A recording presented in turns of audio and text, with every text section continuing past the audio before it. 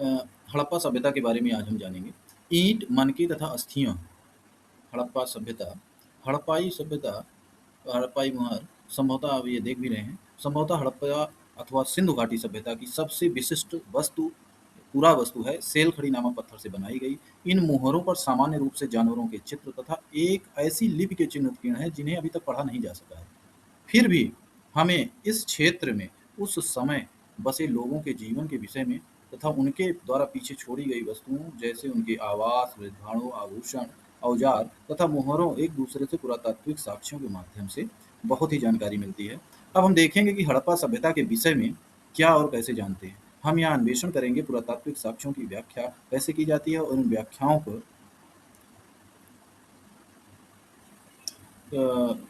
पुरातात्विक साक्ष्यों की व्याख्या कैसे की जाती है और इन व्याख्याओं में कैसे कभी-कभी बदलाव आ जाता है। निश्चित रूप से इस सभ्यता के कई पहलू रहे हैं, आज भी हमारी जानकारी से परे हैं और हो सकता है कि ये हमेशा ही रहें।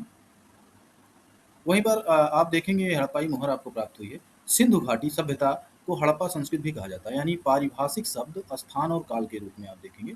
सिंधु घाटी सभ्यता को हड़प्पाई संस्कृत भी कहा जाता है। पुरातात्विक संस्कृत शब्द का प्रयोग पुरातत्व वस्तुओं के ऐसे समूहों के लिए करते हैं जो एक विशिष्ट शैली के होते हैं और सामान्यतः एक साथ एक विशेष भौगोलिक क्षेत्र तथा कालखंड से संबद्ध पाए जाते हैं। हड़प्पा सभ्यता के संदर्भ में इन विशिष्ट पुरावस्तुओं में मुहर, मनके, बाट, पत्थर के फलक और पकी हुई ईंटें सम्मिलित हैं।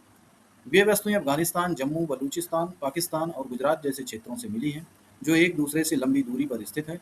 आप देखेंगे इस सभ्यता का नामकरण हड़प्पा नामक स्थान यह संस्कृति पहली बार खोजी गई थी के नाम से जाना जाता है। इस काल निर्धारण लगभग 2600 से 1900 ईसा पूर्व के बीच किया गया। इस क्षेत्र में इस सभ्यता के से पहले और बाद में संस्कृतियां अस्तित्व में आई थी, जिन्हें क्रमशः आरंभिक और परावर्ती हड़प्पा कहा जाता है। इन संस्कृतियों से हड़प्पा सभ्यता को अलग करने के लिए कभी-कभी इसे विकसित हड़प्पा संस्कृत भी कहा जाता है।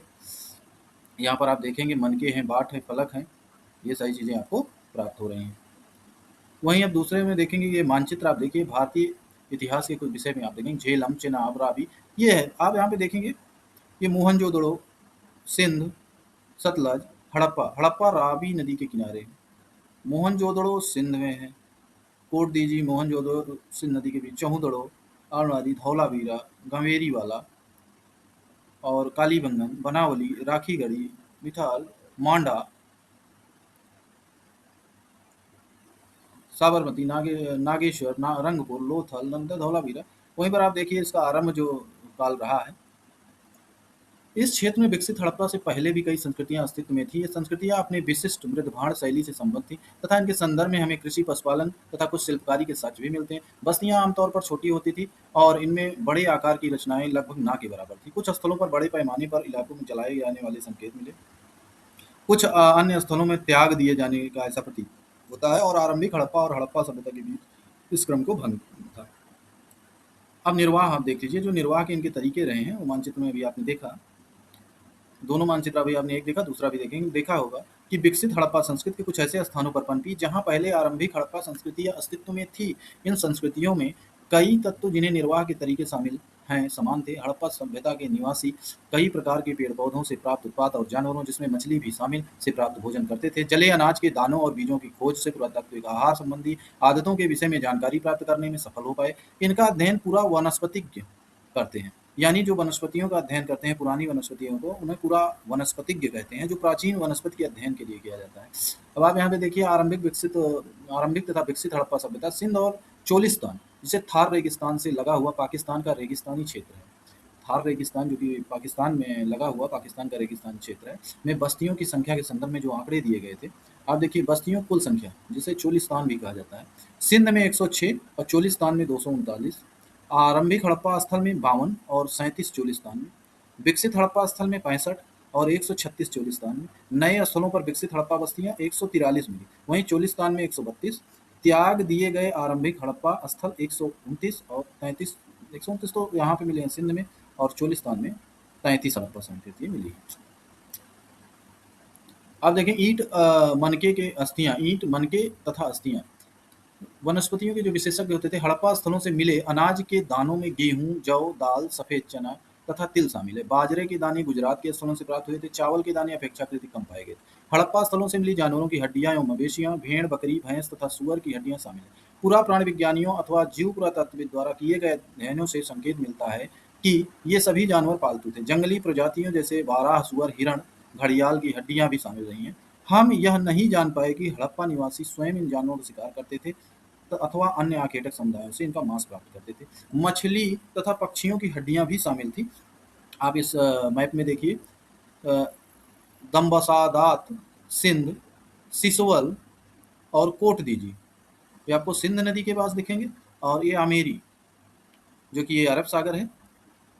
अब इनका कृषि आप देखिए, हालांकि अनाज के दानों से कृषि के संकेत मिलते हैं, पर वास्तविक कृषि विधियों के विषय में स्पष्ट जानकारी मिलना कठिन है। क्या जुते हुए खेतों में बीजों का छिड़काव किया जाता था? मुहरों पर किए गए रेखांकन तथा मूर्ण मृण मूर्तियां यह इंगित करती हैं कि वृषभ के विषय में जानकारी थी। चूंकि ये वृषभ यानी बैलों के विषय में जानकारी थी, आप देखिए ये पक्की मिट्टी से बना हुआ वृषभ प्राप्त हुआ है। इस आधार पुरातत्व मानते हैं खेत जोतने के लिए बैलों का ही प्रयोग होता था। साथ में चोलिस्तान के कई स्थान और बनावली हरियाणा में है, जो कि बनावली से मिट्टी से बने हल के प्रतिरूप मिले हैं। हल के प्रतिरूप मिले हैं। इसके अतिरिक्त पुरातत्वविदों को कालीबंगन राजस्थान में नामक स्थान पर जुते हुए खेत का साक्ष्य मिला है, जो आरंभिक हड़प्पा स्तरों से संबद्ध है। इस खेत के हल रेखाओं के दो समूह एक दूसरे को समकोण पर काटते हुए विद्यमान थे, जो दर्शाते हैं कि एक साथ दो अलग अलग फसलें उगाई जाती थी। पुरातत्वविदों ने फसलों की कटाई के लिए प्रयुक्त औजारों को पहचानने का भी प्रयास किया। क्या हड़प्पा सभ्यता के लोग लकड़ी के हत्थों में बिठाए गए पत्थरों के फलकों का प्रयोग करते थे, या फिर वे धातु के औजारों का प्रयोग करते थे? अधिकांश हड़प्पा स्थल अर्ध शुष्क क्षेत्रों में स्थित है, जहां संभवतः कृषि के लिए सिंचाई की आवश्यकता पड़ती होगी। अफगानिस्तान में सोर्तुघई नामक हड़प्पा स्थल से नहरों के कुछ अवशेष मिले हैं, परंतु पंजाब और सिंध में नहीं। ऐसा संभव है कि प्राचीन मोहरें बहुत पहले ही गाद से भर गई होंगी। ऐसा भी हो सकता है कि कुओं से प्राप्त पानी का इस्तेमाल सिंचाई में करते हों। वही मानचित्र में देखिए, आपस में तुलना कीजिए, इसमें बस्तियों का विवरण है और समानता असमानता की सूची है। ये आपका बैल का चित्र है, वृषभ का। ये उनके हथियार हैं, धातु के हथियार। ये हो सकता है कि फसलों को काटने में इस्तेमाल किया जाता हो। वहीं सिंचाई का प्रयोग कुएं के द्वारा भी किया जाता है। इसके अतिरिक्त धौलावीरा गुजरात में स्थित जलाशयों का प्रयोग संभवतः कृषि के जल को संचयन करने के लिए किया जाता था। पुरा वस्तुओं की पहचान कैसे की जाती थी, इसको आप ध्यान से देखिएगा। भोजन तैयार करने की प्रक्रिया में अनाज पीसने के यंत्र तथा उन्हें आपस में मिलाने, मिश्रण करने तथा पकाने के लिए बर्तनों की आवश्यकता थी। इन सभी को पत्थर, धातु, मिट्टी से बनाया जाता है। जहाँ एक महत्वपूर्ण हड़प्पा स्थल मोहनजोदड़ो हुए उत्खननों में पर सबसे आरंभिक रिपोर्टों में से एक कुछ उदाहरण दिए गए हैं। अवतल चक्कियाँ बड़ी संख्या में मिली हैं। ऐसा प्रतीत होता है कि अनाज पीसने के लिए प्रयुक्त एकमात्र साधन थी। साधारणतया ये चक्कियाँ स्थूलतः कठोर कंकरीले, ध्यान दीजिएगा, कठोर कंकरीले, अग्नज अथवा बलुआ पत्थर से निर्मित थी, और आमतौर पर इनमें अत्यधिक प्रयोग के संकेत मिलते हैं। चूंकि इन चक्कियों के तल सामान्यतः उत्तल हैं, निश्चित रूप से इन्हें जमीन में अथवा मिट्टी में जमा कर रखा जाता होगा, जिससे इन्हें हिलने से रोका जा सके। दो प्रमुख प्रकार की चक्कियां मिली हैं। वो एक वे हैं जिन पर एक दूसरा छोटा पत्थर आगे पीछे चलाया जाता था, जिससे निचला पत्थर खोखला हो गया। यह दूसरी वे हैं जिनका प्रयोग संभवतः केवल सालन या तरी बनाने के लिए, जड़ी बूटियों को तथा मसालों को कूटने के लिए किया जाता था। इन दूसरे प्रकार के पत्थरों को हमारे श्रमिक द्वारा सालन पत्थर का नाम दिया गया, तथा हमारे बावर्ची ने एक यही पत्थर रसोई में प्रयोग के लिए संग्रहालय से उधार मांगा है।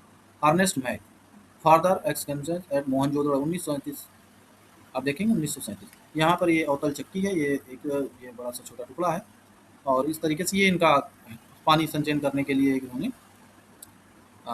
जलाशय बना रखा है। और किस तरीके से चढ़ने उतरने के लिए सीढ़ियों का भी विकास हुआ था।